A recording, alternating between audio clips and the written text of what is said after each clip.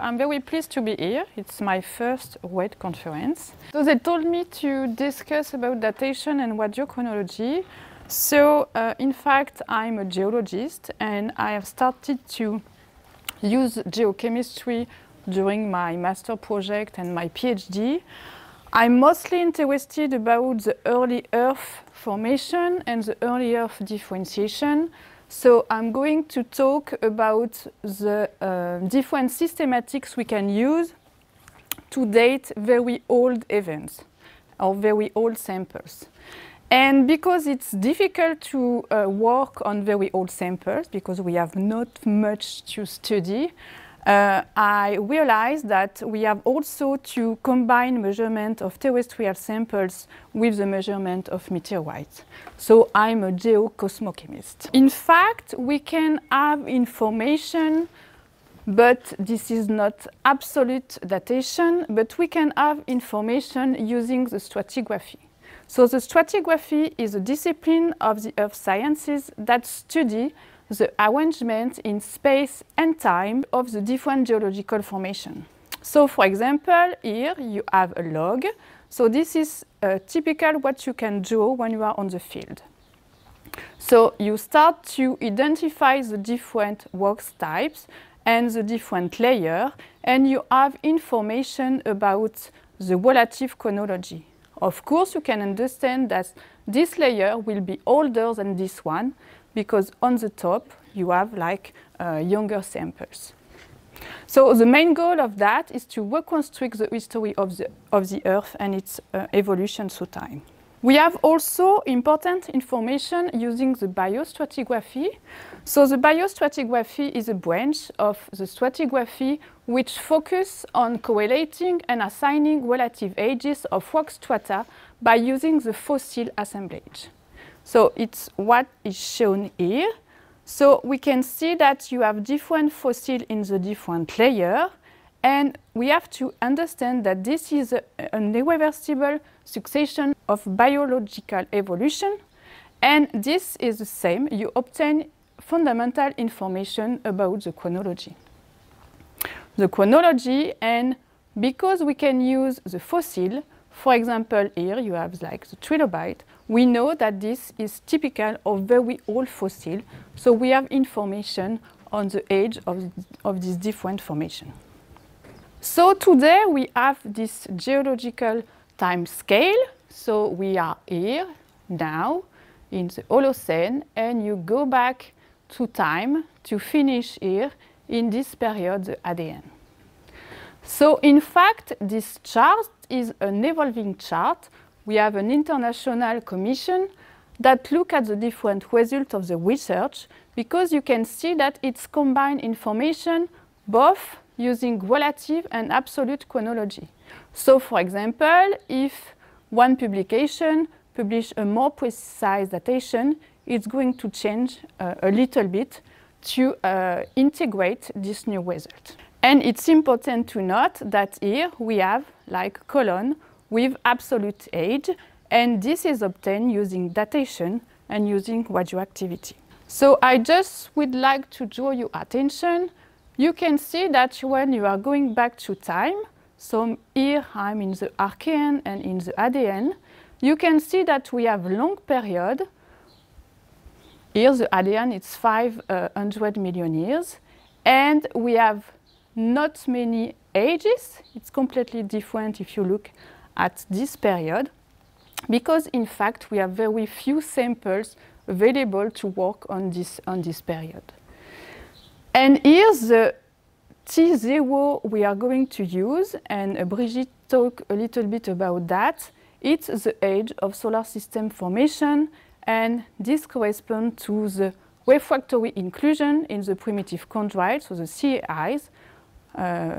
We saw one CAIs in the sample so yesterday. It was Allende, I think. And it's the first mineral that condensates during the cooling of the solar nebula. So T0 is here, and we are going this way. And in fact, during this long period, because it's close to half of the life of the Earth, we have very few samples. So we are going to talk about radioactivity because we use radioactivity to obtain absolute age on samples. So we have different elements. The different elements are characterized by the mass number, so the different isotope, and the atomic number. So if you look at this chart of nuclide, you can see here the proton number and in the x-axis the neutron number. So for the same neutron number you have one element, and when you look on the horizontal line like this, you have the different isotope for a same element. So for example here, the samarium, we have 7 isotopes, and the neodymium here we have also 7 isotopes. And when we use datation, so we consider a radioactive system, and for example here we have 2 radioactive systems, the 146 samarium that decay in 142 and the 147 that decay in 133. And also what we need is several isotopes because we are measuring isotopic ratio. So that means that it will be not possible to use the datation if we have no different isotope for the measurement. So in fact, we have different kinds of radioactivity. I'm not going to talk much about that today, but what is important for us is to see this disintegration. So we start with the parent isotopes, and we have a disintegration to a daughter isotopes. We are talking about the radioactive, so the parent isotope, and the daughter isotope, which is radiogenic. So this is what you produce during the disintegration, and of course, for example here, you emit an alpha particles. So the basic principle of the radioactivity is described by this equation. So the number of nuclei that disintegrate per unit time is a constant fraction of the number of nuclei present. So we have 2 important information here, P, the number of nuclei, and here, the decay constant.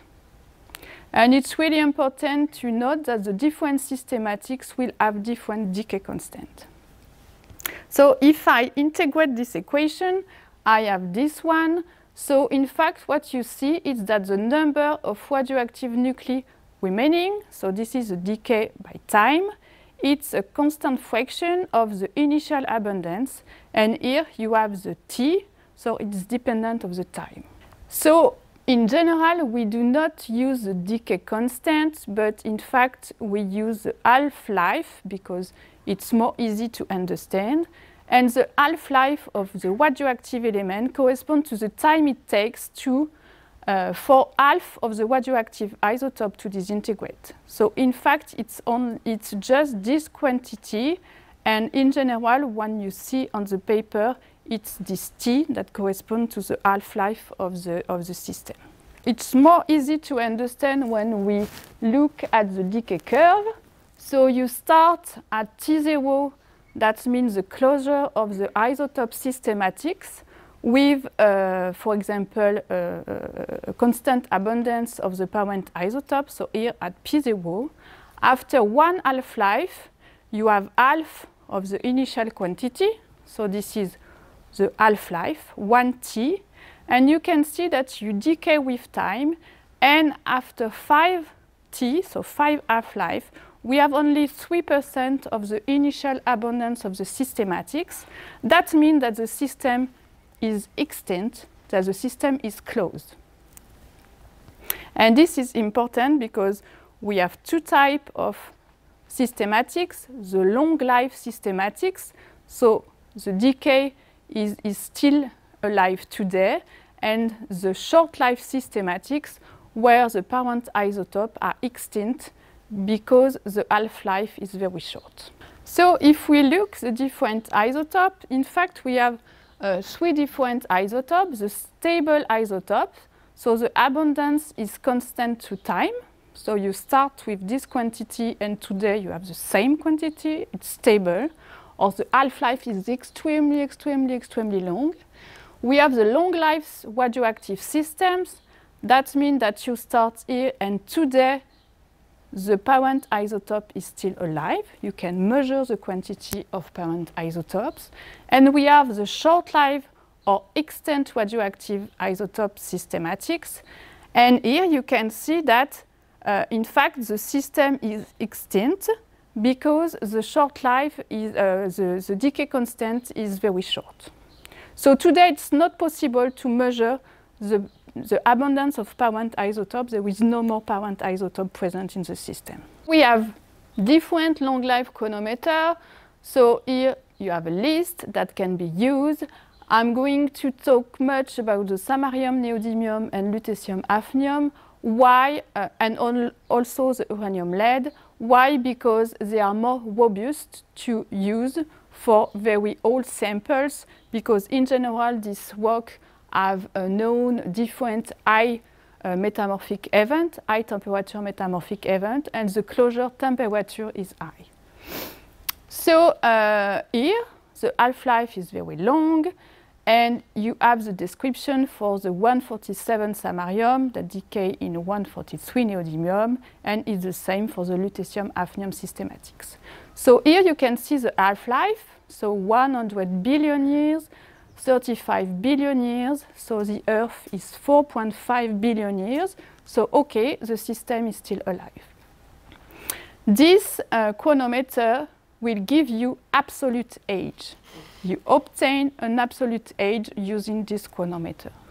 But if we work with the extant radioactivity, so the short-life chronometer, I give you here one example. So that means that the half-life is short.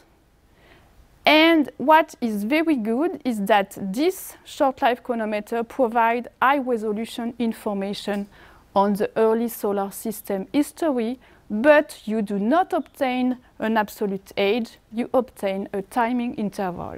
And I'm going to give more detail about these different information you can have. Here you have the long-life systematics, so for example the rubidium strontium. So you are going to start here at T0, so this is the closure of your systematics. With time you have the decay of the parent isotope, so here in blue, okay, so the quantity decreases with time. And when you have the decay, that means that the blue you lose a blue element to form a red element, okay? So with time, you decrease the number of blue elements and you increase the number of red elements. So in fact, you obtain this equation. So it's just here the production of radiogenic element to time. But what you see is that you have this equation, and with this equation, we have two unknowns. Because what you are measuring today, it's this quantity. And this quantity is the sum of what you have in your system at the beginning and what is produced by radioactivity. But you don't know when you make the measurement if it was present before or just induced by radioactivity. So in fact, we have two different unknowns. It's this quantity and T. What I want to do is to date the samples. So I have two unknowns. And in fact, to resolve these two unknowns, we are going to use this method, which is called the isochrone method. So here it's the quantity of isotopes, so the quantity of atoms. So I can consider that I have a work sample with three different mineral phases. One is called P, Q, and R. So these three different mineral phases have different affinity for the different elements. We call that the partition coefficient. So you can see that this mineral, okay, like a lot the rubidium, but in fact doesn't like too much the strontium. So it has a large quantity of rubidium, but not much of strontium. This one like a lot the strontium, but not much the rubidium, and this one is very poor for both elements. So this is at T0 when my systematic close. From this point, you start the disintegration. Because in this mineral you have a lot of radioactive element, you are going to produce a large quantity of daughter elements. Okay? So in fact, this line, so this vector, the length of the vector is dependent of the initial quantity of parent isotopes. For this one, it's a little bit much than this one because you have a higher quantity. And for this one, you can see that the disintegration is very small because there is not much radioactive element in the system. But in fact, we are not going to determine the quantity of these different isotopes. What we measure is, in fact, isotopic ratio.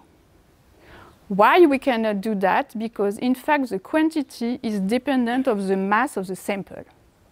Okay? If you dissolve 1 gram, 2 grams, half a gram, it will be dependent of the mass of the samples.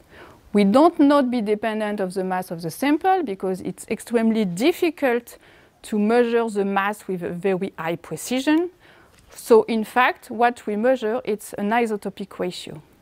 So in fact, here you have to normalize using a stable isotope of this strontium. So in fact, if you do that, here it's exactly the same diagram, but I'm in isotopic ratio. All these minerals are in the same line. Okay? And through time, because this one has a lot of parent isotope, it will evolve like this one like this, and this one like this. And you can see that you have a new line, and this slope will give you the age of your samples. So in fact, if your sample is extremely young, you will have a slope like this, and through time, we'll have a steeper slope. So this is an isochrone plot. What I want to do today is to measure different, for example, mineral fraction or different rock sample, for example, coming from the same lava flow. And I will obtain an isochrone. And I have these two information, the initial isotopic composition. I'm not going to talk much about that, but I know that Eva will talk about that today. But I'm going to talk much about the slope. The slope gives you the age, because the age here, it will be a constant and it's dependent of the decay. Okay? So once you have the slope, you have the age of the samples. What is important to note is that if you want to have a high resolution age, you need to define the slope. If you have 3 minerals that are here, you will have a very big uncertainty on the slope. So it's important to find different minerals that have large fractionation between here the parent and the daughter element. Okay? And sometimes it's extremely difficult. So another systematic that is very interesting in earth science, and not only in earth science, is to use the uranium-lead geochronology. So in fact, it's powerful. Why? Because in fact, we have two decay of uranium in lead and even one more of thorium given an isotope of lead. So we have 3 different isotopes, systematics. And if I want to use this uranium-lead geochronology, I can consider only the 2 first ones, because we have the same element, uranium and lead. I will have 2 equations, and I can construct, like Brigitte showed yesterday, this Concordia diagram. So why is it so powerful to use the zircon?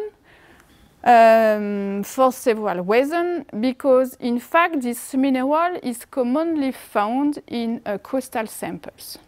Okay, so we can find this mineral in crustal samples, and these elements, these minerals are heavy and highly resistant at Earth's surface.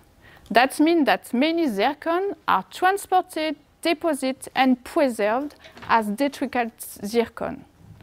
in sedimentary rock. So I can find very old zircon today, for example, in a river, and they have not been much altered during the erosion. In fact, if I consider these two different systematics, I can draw this Concordia, okay? And this Concordia curve, if I have a concordant data, that means that this age is consistent and therefore should plot on this Concordia curve. So here I show you one result. So it's a colleague in Clermont. He worked on Acastagnes, so they are extremely old, close to 4 billion years. And in fact, for this sample, what he did, it's in situ measurement. So he obtained, in fact, he drew a line using the laser and the ICP-MS, and he can determine the age of the zircon. Okay? So here you can see that you have a perfect Concordia age with a very good precision because it's only 20 million years. So we are close to here. But in fact, it's not always the case. Sometimes we have discordant data, and it's what is shown here. Okay? You are not on the Concordia, but in fact, we are on a line here. But when you are able to obtain this line, you have two information. Here, the upper intercept gives you the age of crystallization, and the lower intercept gives you the age of the open systematics, I mean a secondary disturbance. Okay? So it's not the same sample, but it's a zircon, and in fact, he obtained different age on the same mineral. Okay? So all these age are obtained on the same mineral, and what you can see here is that he has a very nice information because he can define two different events. The age of crystallization using this upper intercept.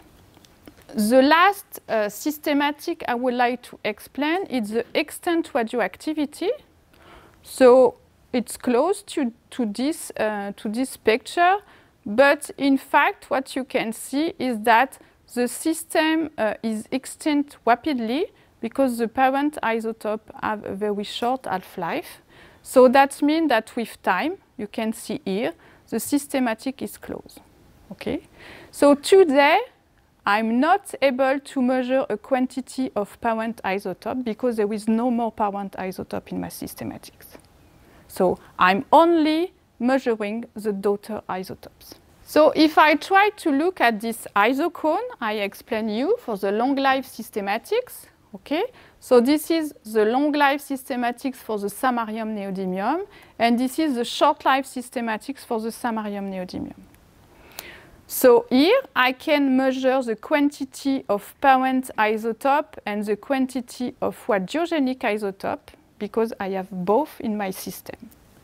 And if I define a slope, the slope gives me an absolute age. Okay, I obtain an absolute age. It's not the same for short life systematics. So in fact, I'm only able to measure the quantity of the radiogenic isotopes, and here I cannot plot the parent isotope, so I'm going to plot on my isochrone diagram a ratio of two stable isotopes. It's just to show the chemical fractionation between my different minerals. So it's close to, it's the same information, but I'm not using the same isotopes. Okay? And in fact, we have the same information, but you obtain a fossil isochrone, and this fossil isochrone do not give you an age. This fossil isochrone will give you the quantity of the parent isotope when the system is closed. So it's not exactly the same information. Here you have an absolute age. Here you obtain the quantity of parent isotope when the systematic is closed. And it's the same. The steeper the slope, the earlier the planetary body formed or the event in question took place. Okay, so if it's old, you have a steep slope, and if it's not old, you have like an horizontal line. It's what we can try to do here. So in fact, this is just the decay curve for this isotope. So it's a short life isotope. So the half-life is 100 million years. So 100 million years after the beginning, you have half of the quantity of the initial abundance of the parent isotopes. And if I can obtain an isochrone, it will give me this ratio. And for example, if I find a ratio of 0.002, I will plot this sample on this line and I will obtain an age. But in fact, it's not an absolute age. It's an interval of time relative to my initial abundance. Okay? And this has been measured in CAIs. So the CAIs is the oldest mineral, or the oldest refractory inclusion we have, and we measure the initial quantity and CAIs, and after I can use this decay curve to propose different timing intervals. So in fact, we have a lot of different short-life systematics that can be used. So here it's the parent isotope, you have the daughter isotope, and here the half-life. So for some of them, the half-life is very short, 0.7 million years. So this one is mainly used to date very old objects on meteorites, for example. And if we want to understand the early fractionation on Earth, it will be not possible to use this one because it extends too early. But in fact, we have two nice chronometers, so the samarium neodymium, because you can see here that the half-life is 100 million years. So after 5 half-lives, the system is closed. That means that you can cover this Hadean period. So even if we have no work from this period, if you use these systematics, you have the potential to have information on this period. And one systematics that is extremely interesting, and I'm going to give you more detail on this one, is the hafnium tungsten systematics with a half-life of 9 million years.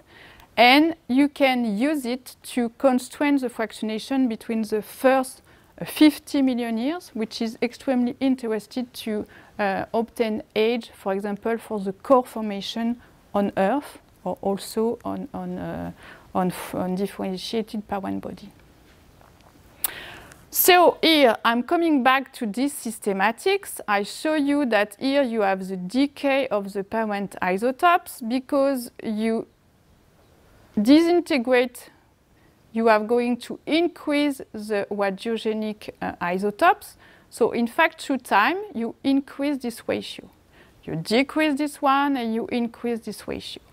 But at one time, for example here, if I have a melting event, a crystallization event, I'm going to change the samarium neodymium ratio in my system, and then I can change the production of radiogenic isotope, and you can see here, for example, it will be the mantle, and I will have an excess in 142 neodymium in this reservoir.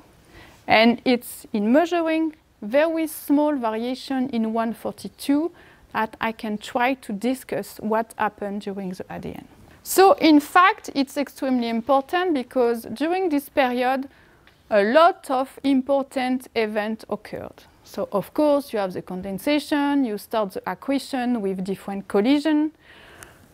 We have this metal-silicate differentiation, so the core formation on Earth, the giant impact forming the Moon. I will give more constraint on that later, and the late accretion.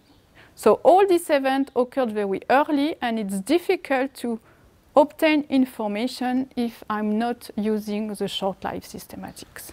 I'm not going to present the different instruments or to measure the technique for the measurement, but in fact, just to say that there is two types of measurement. We can use in situ measurement. So here it's, for example, a paper of aluminium, magnesium datation by the Nancy group, so using the hand probe. And here a zircon, so we measure in Clermont, and you can see that you have two different information here. We can measure, for example, the lutetium hafnium systematics, and also to obtain an age of the sample. So all these pictures show you in situ measurement. But sometimes, and I mostly use this technique, you dissolve your sample. You are going in the clean lab to, in fact, isolate the element you want to measure. So you have a long period of chemistry before you can go and make the measurement using the multi-collector ICP-MS or the thermal ionization mass spectrometry. So just to show the paper that give this age of T0, the oldest age. So in fact, they obtain an age on refractory inclusion, so it's not this one. So the refractory inclusion are made of mineral rich in calcium and aluminium, so rich in elements that have very high condensation temperature. And here on this CAI, so they obtain an age, so using the uranium lead systematics, and you can see this age with a very good definition. So 4, 5, 6, 7.35, and you can see the precision is extremely good. I give you one example. In fact, when you look all the data we have on CAIs, we can have a small range of different age, and this needs to be more constrained. But this is the T0, so the age of the solar system. So the hafnium tungsten systematics, I'm going to explain a little bit more. So why this systematic is so important? In fact, you have two different elements. This one is the hafnium is a lithophile element.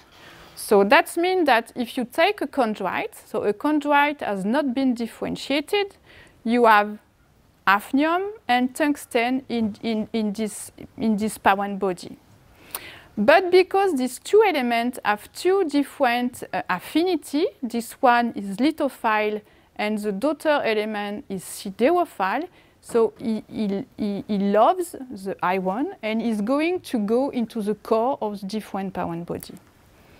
So you start at this step with an undifferentiated primitive body, and with the differentiation, you can see that all the hafnium, all the parent isotope, is going to go in the silicate pair part of the parent body. So the mantle, the crust, but you have no hafnium into the core, nothing. And the tungsten is mostly siderophile. It's not an highly siderophile element. But most of the tungsten is going into the core. You have still a small part in the silicate part. That means that if I try to look at the ratio to time, here you have the chondritic evolution. Here the quantity increase because you have the decay of the parent isotopes. So with time, you are going to increase the quantity of radiogenic isotopes. So this is the chondritic evolution. We are here. But once you form the core, you have no parent isotope into the core. That means that you are not going to produce radioactive element. So here you stop and you have a constant ratio since, for example, 4.5 billion years to today. It's the same ratio. You are not going to change this ratio. And for the mantle, it's a little bit different because you increase the hafnium-tungsten ratio, you have more parent isotopes, so you are going to produce more radiogenic isotopes. So you can see that here you have more production, and today we have an excess in 182 tungsten relative to chondrite. Okay, so the different reservoirs are formed, the mantle and the core. And if I measure variation in 182 tungsten today, I know that I had differentiation occurring very early because 50 million years after the beginning of solar system formation, this systematic is extinct. So if I measure something now, that means that I see something that occurred at the beginning of solar system history. And in fact, this systematic has been really powerful to date the age of core formation, so on small planetary body, but also for the Earth. So this is a plot that we can that express the measurement in different meteorites. So it's not the isotopic ratio.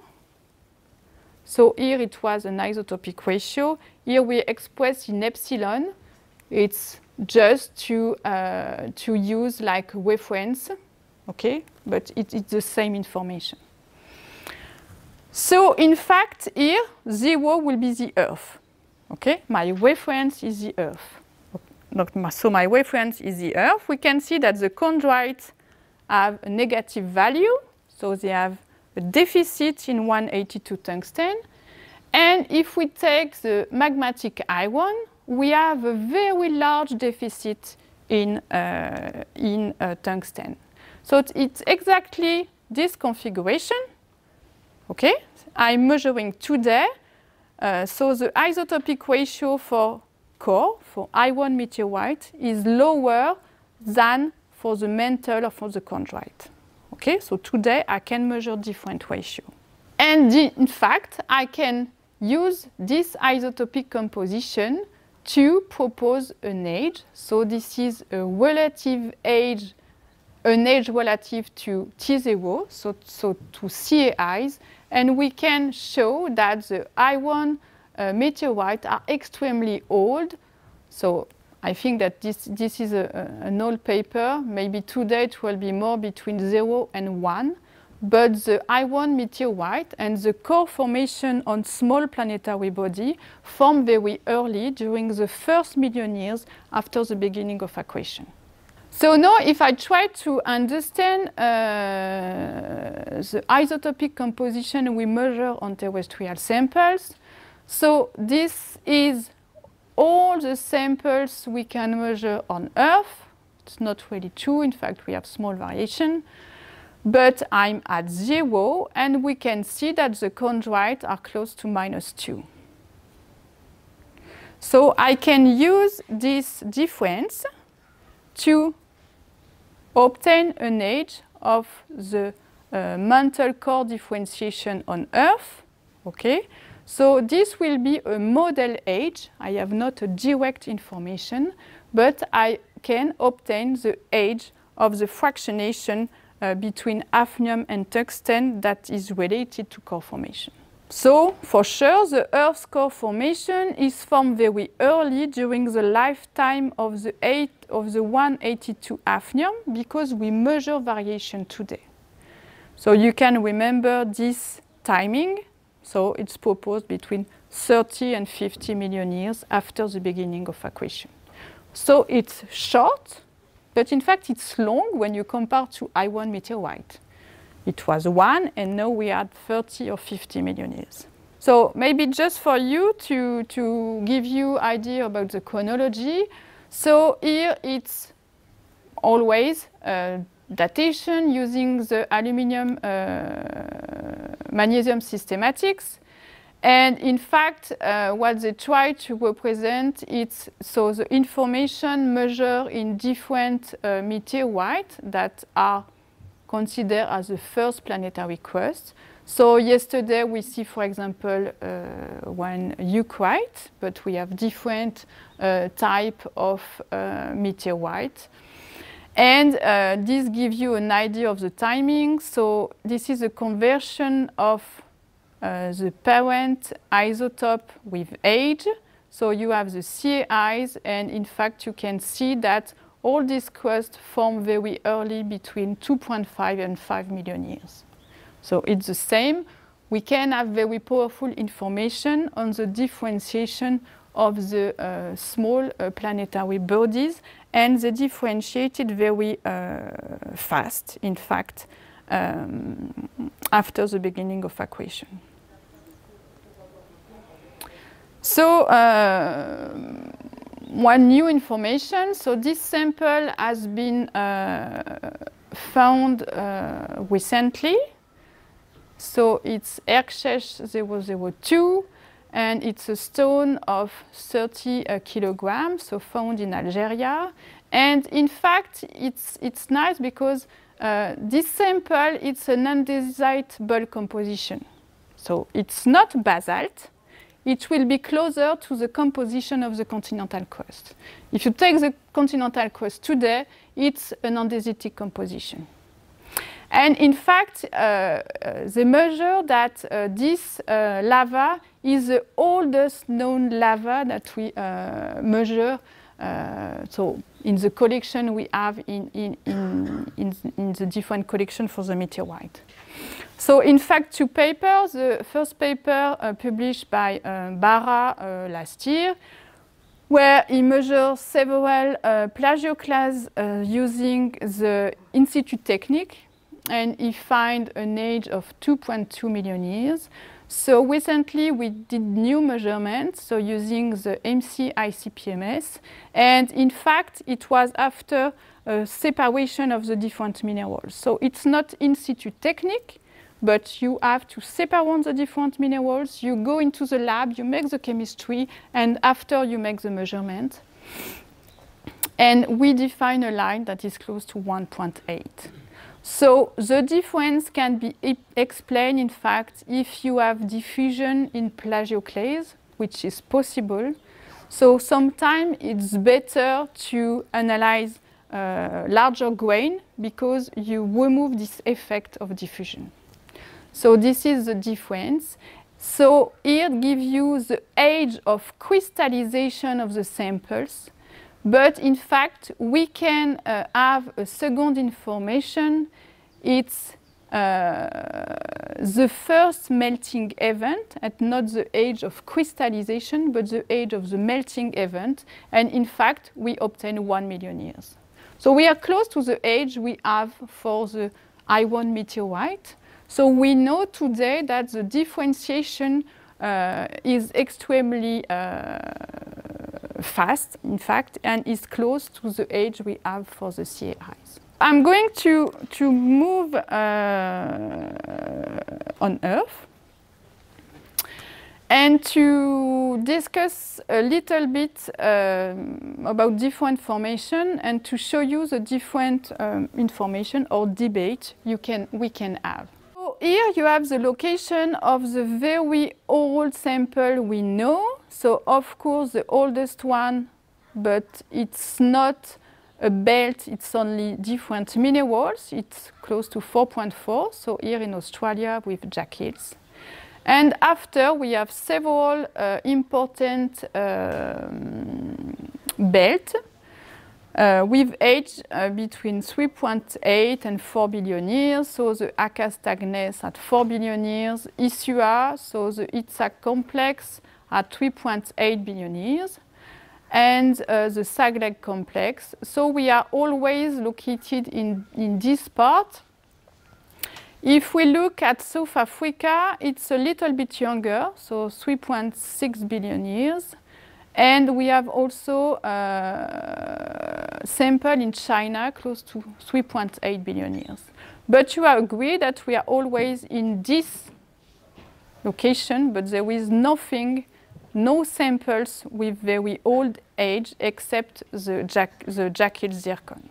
So the Jack Hills zircon, I give you the result for two different papers. So the first paper with an age of 4.4 billion years, just to show, so maybe it's too small, but in fact you have different age in the same mineral, okay? So because they are in situ measurements, and in fact you have only one spot at 4.4.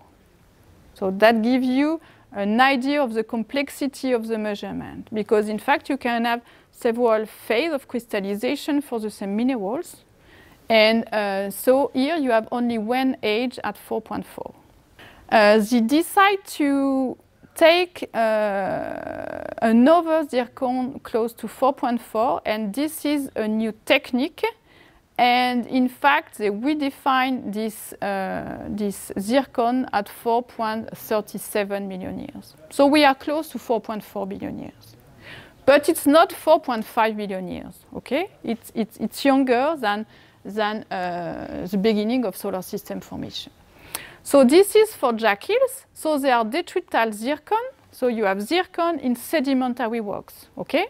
We have no information of the initial rock, it's only zircon.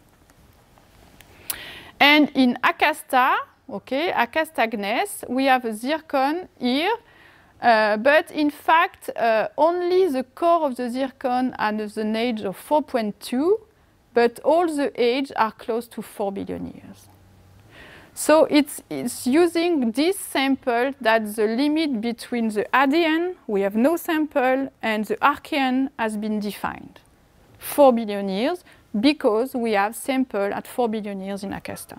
In fact, if we look at the diversity of zircon we have in Australia, so this is a publication where they try to, so it's an automated technique, so they try to define the age in a large quantity of zircon. So here you can see all the zircon that they measured. And of course, so I'm not going to see much the scale. So yeah, in fact, when you can see here, it's extremely difficult to find very old zircon. So in fact, they take a lot of rocks, they crush the rocks, they separate the zircon, they mount the different zircon, and after they make the measurement. And here it's just a zoom on this part. And it's the same. You can see that it's extremely hard to find very old zircon. So yeah, we have evidence for a crust of 4.4, but we have a very few zircon showing this information. I'm going to speak a little bit about the Nouveau-Aghitug Western Belt. So here you can see that on this slide I have two ages reported, 4.3 and 3.6 billion years, because it's difficult to obtain an age for this formation. What I told you before is that, okay, it's very easy if you have zircon, but zircon is present in continental crust. And the first crust on Earth was not a continental crust. The continental crust, you need to have like two-step processes. So the first crust should be more mafic, closer to what we call the oceanic crust. And you have no zircon. So it's not possible to obtain age for this formation because you have no zircon. This is why there is all this debate on the Nouveau-Aghitug belt. It's in fact because if you try to obtain an age of zircon, you can find zircon in several units, but they are not extremely, but they are young. Here you are 3.4, 3.8, and there is no zircon in this part of the belt, which is more mafic in composition. There is no zircon. Jonathan O'Neill worked a lot on these samples, and he has two important information. First, one isochrone using the long life systematics, and he has an age of 4.1 billion years. So it shows that it can be older than Acasta. And if we measure the short life systematics, but the short life systematics does not give you an absolute age, he obtained this age, so it's close to 4.3 billion years. So we have two different information here. This should be the minimum age, but this is a huge debate in the community. Some people say that no, it's not an isochrone, we cannot consider this age.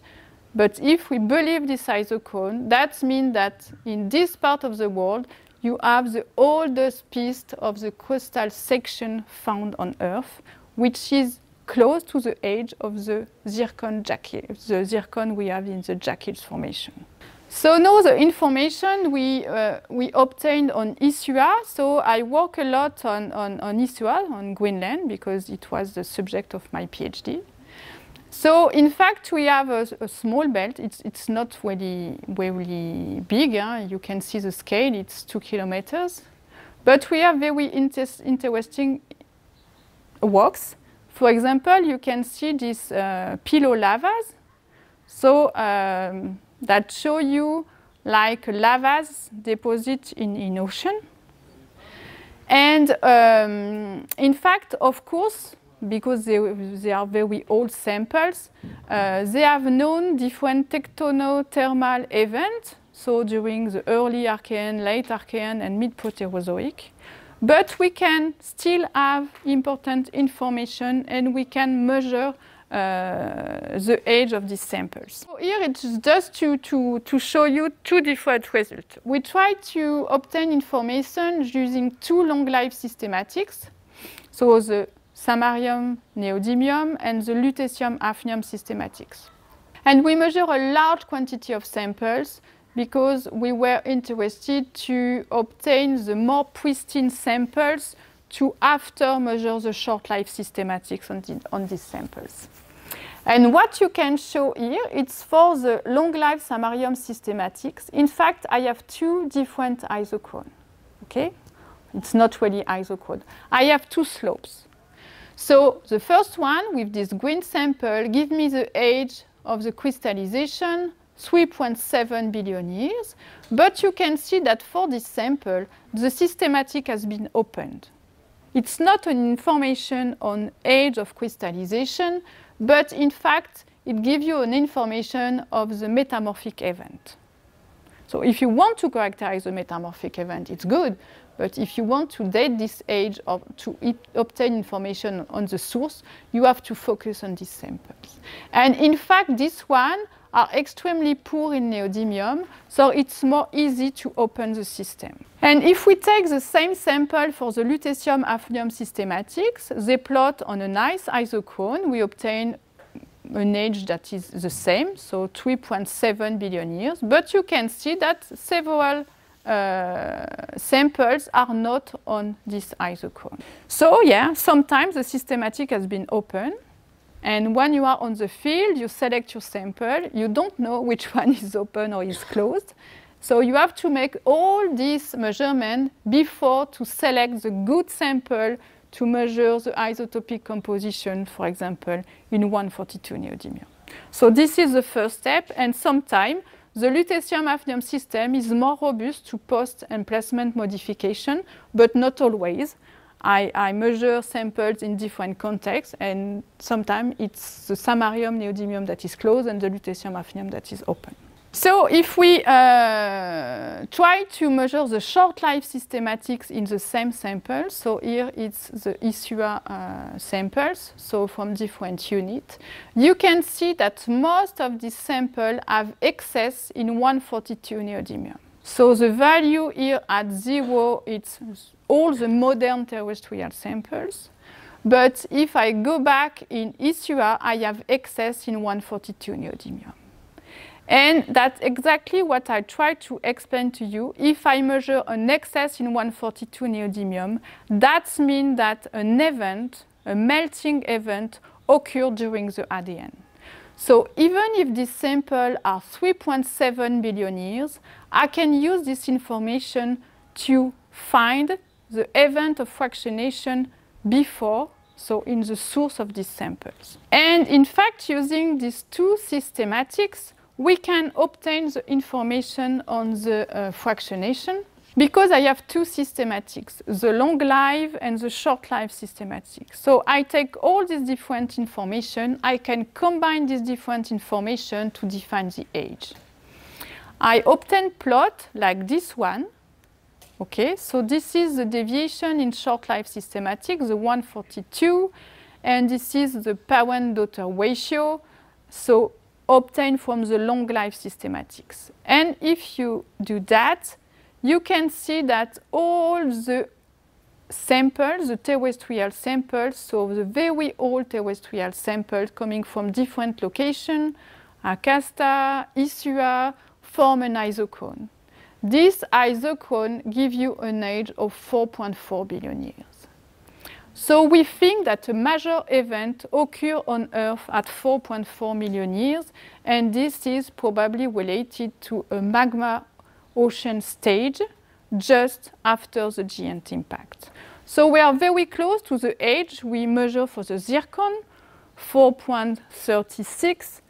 So in fact, it seems that we have no information before because this major event was late, in fact. Is not very early in the solar system history, but more close to 4.4 billion years. So I'm going back to the moon, because in fact it's probably related to the formation of the moon. So we think today that the last magma ocean stage on Earth was caused by the giant impact forming the moon, because we have similar age for all these different objects. So just to go back to the magma ocean stage, so this is a lunar concept, and in fact it's old. It comes from 1970, and Wood et al. Were the first to suggest that an anorthosic rocks, so this type of rocks, could be the remnant of the earliest lunar crust formed by crystal fractionation and plagioclase flotation during the crystallization of the magma ocean. So that means that you have a moon that is molten, okay? And you are going to start the crystallization. So you crystallize from here to the top. You are going to start with the crystallization of olivine and pyroxene. They are dense, so they are going to go here at the lower part of the magma ocean. And when you continue the crystallization at one step, close to 70–80% of crystallization, you start to crystallize the plagioclase. But in fact, the plagioclase will float to form this thick anorthosic crust. Okay? Donc you are going to crystallize the crust, and you have still a large part of the moon that is molten. And after that, you finish the crystallization with this creep. So here, this creep reservoir that is extremely enriched in incompatible elements because it's the last liquid to crystallize during the sequence of crystallization. We have this model for the moon. Of course, when you look at the moon, you can see that we have two different samples, very different samples. A large part of the moon is white, and they are the lunar island, this type of rocks, the ferroanorthosite. And you have here all this black area. It's the lunar maria. So this is the part of the moon we can see.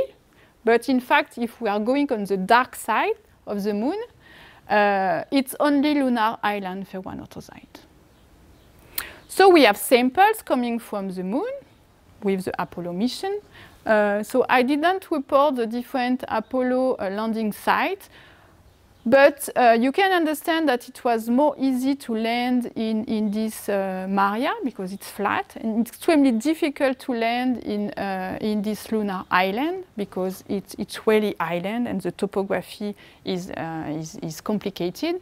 But we have one mission, Lunar 16, that was in this part, and we have samples from the lunar island coming from the mission Apollo 16. In fact, I'm not going to give you too much detail, but I think this is a nice plot. So it's the same. You are going to take information coming from the two systematics, the short-lived 146 samarium, 142 neodymium systematics, and the long-lived 147, 143 neodymium systematics. And in fact, if you do the same, I show you before for the terrestrial samples, we can see that the slope is very close for the moon and for the Earth. Okay? So if I take all this age we obtain for the planetary isochrone, so using the short life systematics, I'm close to between 4.4 and 4.3 billion years. And I have the same information if I take the model age coming from different long life systematics, and I have exactly the same information if I try to obtain an absolute age, and I can do that if I date the crust of the moon, because we think that the crystallization of the magma ocean is extremely short. So if I can date the age of the crust, I can obtain the age of the magma ocean stage. And in fact, it's all now. 10 years ago, we worked on these samples. So it's an anorthosite, and in fact, we select this sample because he has this pyroxene. Okay, it's what I showed you before. If you want to date samples, you need a slope. And you can see that this slope is obtained because you have a pyroxene. Otherwise, it will be not possible because all the different minerals will be here and you cannot have a slope, okay? Because they have no fractionation between the parent-daughter, between the different elements.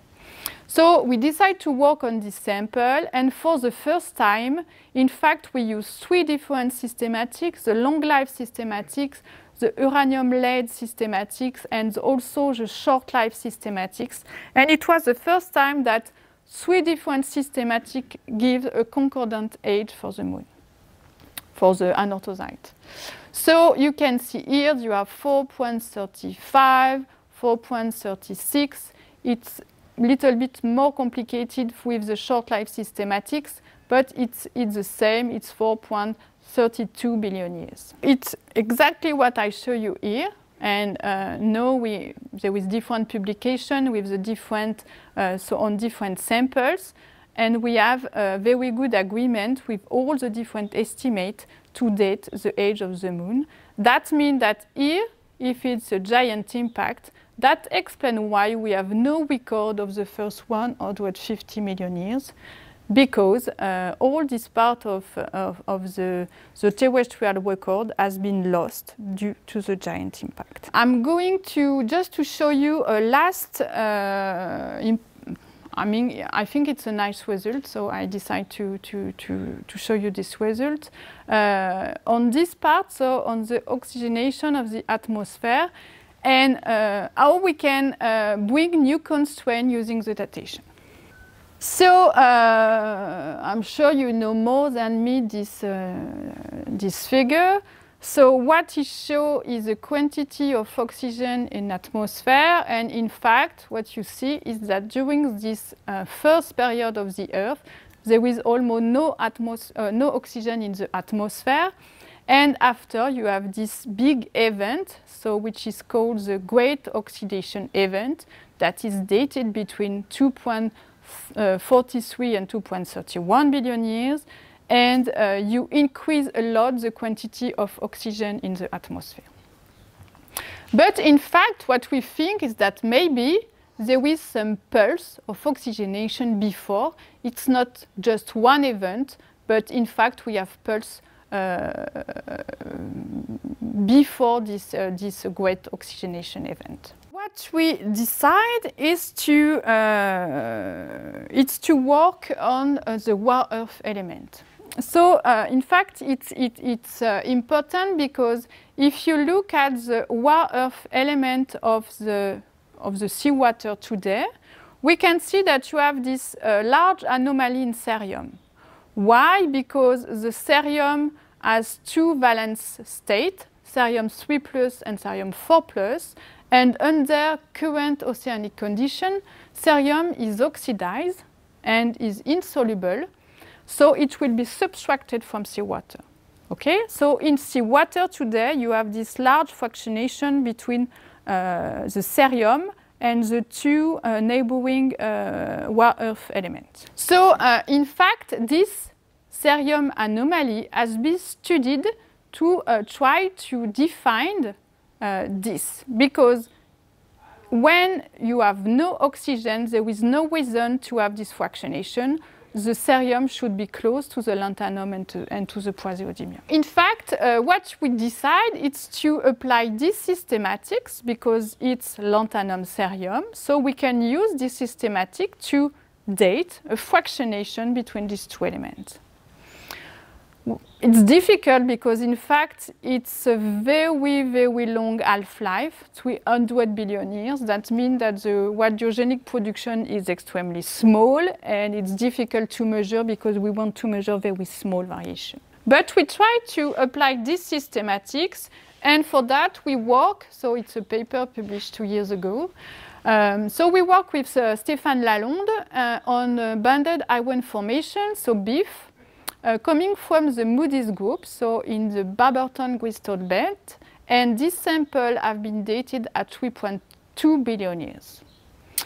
In fact, when you look at the rare-earth element pattern, so I'm sorry it's a big mess because there is a lot of samples, but you can see that for a few samples, we have this large cerium anomaly, okay? So we have this deficit in cerium relative to the two lanthanum and praseodymium elements.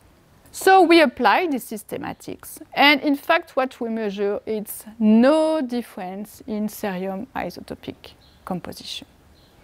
That means that if we try to construct the isochrone at 3.2 billion years, it's this slope.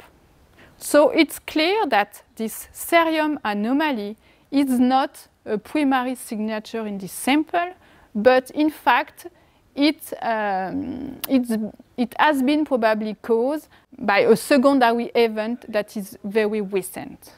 And this is important because sometimes you can try to interpret proxies or signature, but in fact, if you have no time constraint, you don't know if it's a primary signature or if it has been caused by an event yesterday or a few million years before. So this was maybe not good to interpret this in terms of oxygenation, but in fact you say that, okay, it's very important maybe to combine the information coming from isotope systematics when you can date event to be sure that you interpret the data correctly. And I'm not going to give you more information, but we measure new samples that are extremely old, so 2.9 billion years, but it was a few weeks ago, and we have a nice isochrone at 2.9. So yeah, I agree with that. For some samples, we have large cerium anomaly coming very early and before the great oxygenation event. I'm going to stop, so thank you for your attention. Just a few words, but it's for the French community. Nous avons le colloque du PNP à Lyon du 29 juin au 1er juillet. Donc le PNP, c'est le Programme national de planétologie, avec différents thèmes. Hein. Le PNP, il est divisé en 4 thèmes, donc c'est assez large. Ça reste INSU, donc c'est astronomie, sciences de la Terre. Voilà, donc il y aura la communauté qui sera présente. Donc si jamais vous voulez venir à Lyon, donc ça sera à l'ENS. On va bientôt ouvrir le site pour la soumission d'abstract. Donc je vous encourage à venir découvrir la communauté française.